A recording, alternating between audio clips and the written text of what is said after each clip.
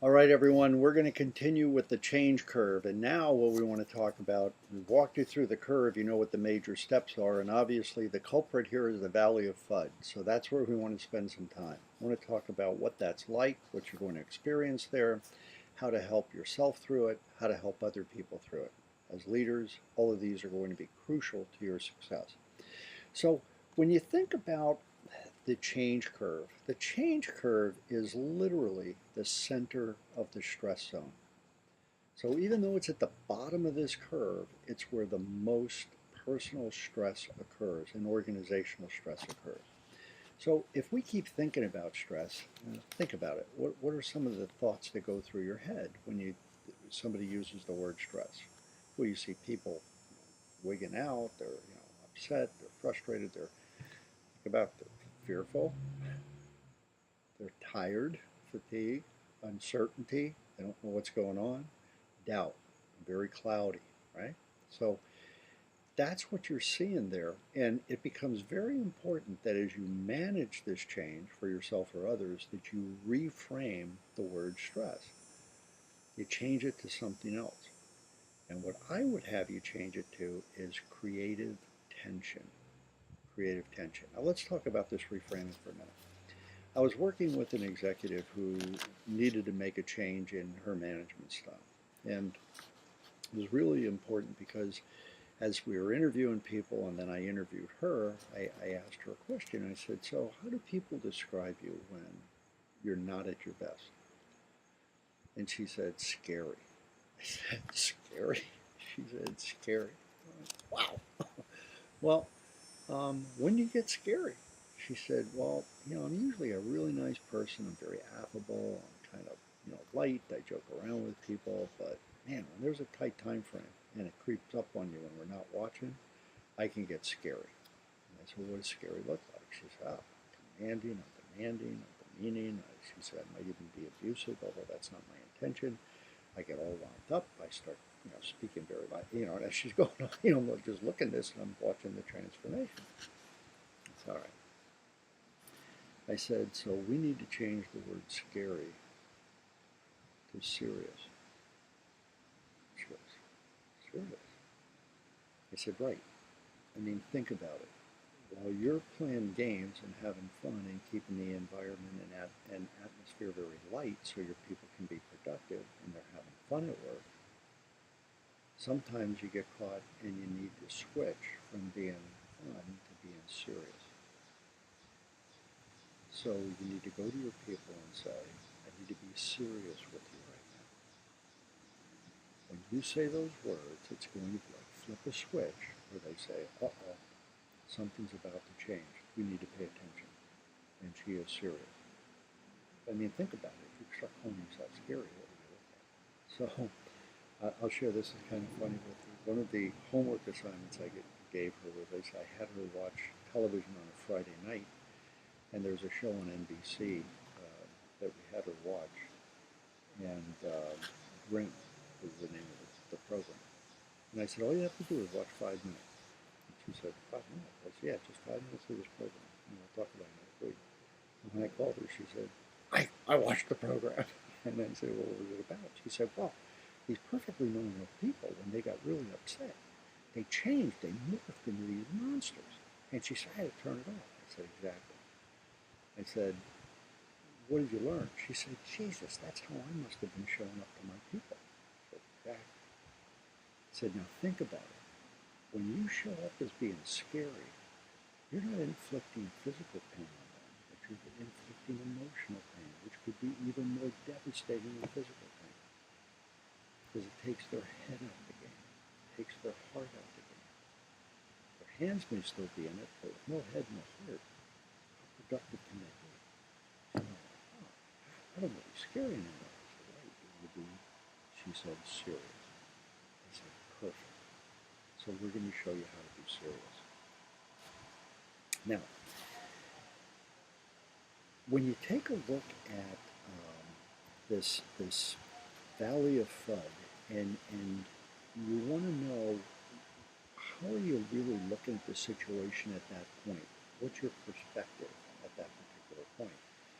Someone once said that where I stand on an issue depends on where I sit.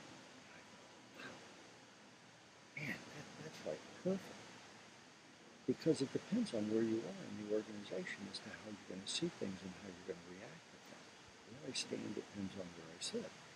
And when people are in this valley of FUD, remember fear, fatigue, uncertainty, and doubt, they're not going to know the answers. They're going to have cloudy thinking.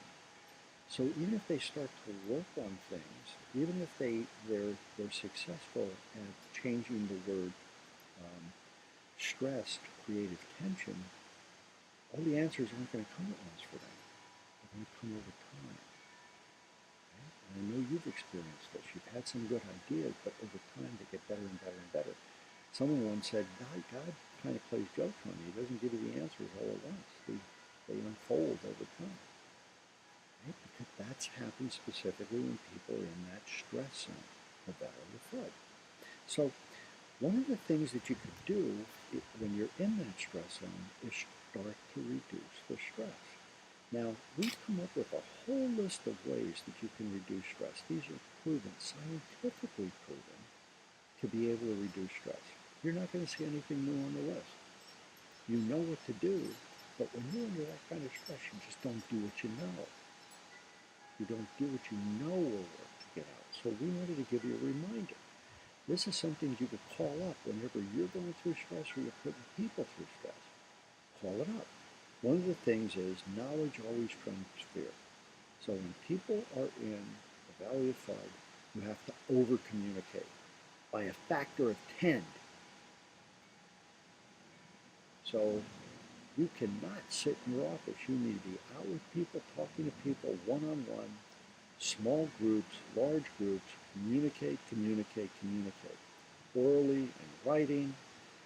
They're going to watch you when you physically get off the elevator. They're going to watch your demeanor. I'll never forget this, and it's another mobile story, but we were going through a massive crisis on allocation many, many years ago, and the management committee had met. And as they were walking out the door, I mean, this was dire. The company was at risk. And they were walking out the door, the CEO at the time stopped them. And he said, no, we're not walking out like this. Look at us. Your shoulders are slumped, your heads are down, you've got this worried look on your face. Our people are going to look at us when we walk out of here. They're going to see our bodies, our body language. We can't do this. We got to walk out of here like we're confident, like we know what we're doing, and like we're having fun. Like we will figure this out too. This isn't the first time we've hit a crisis. We've always figured it out. So somebody tell a joke so we can walk out the door and send the right kind of message to our people. Right? That's huge, hugely critical. So knowledge always trumps fear. Breathe. You got to breathe. What happens when you're under stress? You're breathing now. You start breathing from your chest instead of from your belly. You have to breathe deeply from the belly out. Breathe. Let the air in. Let it out. In. Out. All athletes breathe before a critical shot. Think about basketball players before they shoot a free throw. Think about people who are putting or playing golf. I mean, it's in every sport. Before they're about to perform, they have to take that cleansing breath. Stretch. Boy, I used to hate to stretch. I practiced the martial arts for many years, and they forced us to stretch, and I hated to stretch. Today I stretch every day. Because as you stretch, it's kind of funny, and I never realized that. I thought you were doing it for athletics, and that was the only purpose, but you're not. Because as you stretch your mind as well. You open new areas of possibility. New thoughts will flow to you. You're more flexible in your thinking. You're not as rigid in your thinking. Stretch. Drink. I'm talking about water now. I need you to reach for a drink. I'm talking about water, not a beer, not a scotch on the rocks, no, or Jack, no. Water, and filtered water if you can get it. But you have to drink because stress dehydrates you. You have to eat. Oh yeah, I'm good at eating. I'm good at eating candy, and I'm good at well, that's not what you need. You need to eat high energy foods. Foods that, remember, this is an energy management course here. You have to eat foods that are going to energize you.